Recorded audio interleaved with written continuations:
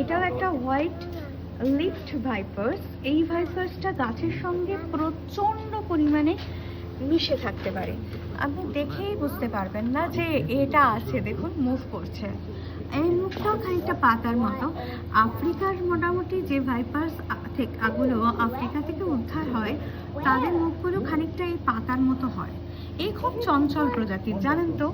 এই গাছের মধ্যে এমন সুন্দর লুকিয়ে বসে থাকবে না, ক্যামোফ্লেজ করে, আপনি বুঝতেই পারবেন না। এই যে ওর বাসস্থানটা হচ্ছে ঠিক এইরকম।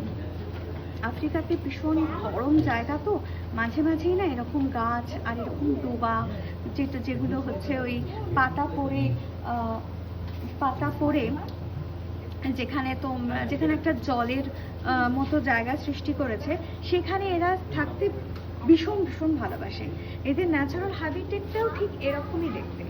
এদের সবচেয়ে সুন্দর এই জুটার্স, রেপটাইল জুটার আমার লেগেছে ঠিক এক্স্যাক্টলি যে অ্যানিমালস বলা ভুল, যে সাপটা যে রকম বাসস্থানে থাকতে পছন্দ করে, এদের এনক্লোজারগুলোকে ঠিক এরা সেভাবেই ডেকোরেট করে রেখেছে, যাতে এদের কখনোই মনে হয় না যে নিজের জায়গা ছেড়ে অন্য কোনো জায়গায় এসে তাদের থাকতে হচ্ছে।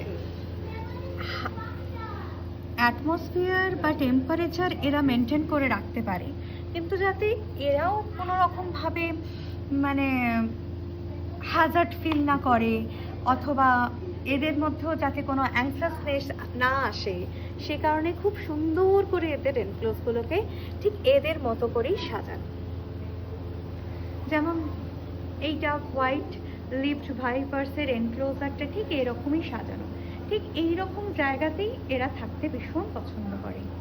আবার ঠিক দেখুন, এর পাশেই আছে হচ্ছে ওয়েস্ট আফ্রিকান গ্যাবন ভাইপার্স, যার বাসস্থানটা হচ্ছে ঠিক এই রকম। এরা থাকে হচ্ছে মাটিতে, বিশেষত এরা গাছে থাকতে ভালোবাসে, গ্রিন ভাইপার্সগুলো। আর গ্যাবন ভাইপার্সরা থাকতে ভালোবাসে হচ্ছে মাটিতে, যেখানে শুকনো পাতা পড়ে থাকে, সেই রকম চত্বরটায় থাকতে ভালোবাসে। গ্যাবন ভাইপার্স অবশ্য নর্থ আমেরিকারও খুব ভীষণ পরিমাণে পাওয়া যায়, স্পেশালি ক্যালিফোর্নিয়া চত্বরে তো ভীষণ পরিমাণ পাওয়া যায়। যেহেতু ক্যালিফোর্নিয়ায় জানেন বন জঙ্গল বেশি আছে, সেই জন্য ক্যালিফোর্নিয়ার জায়গাতেই কিন্তু গ্যাবন ভাইপার খুব ভীষণ বেশি পরিমাণ থাকে।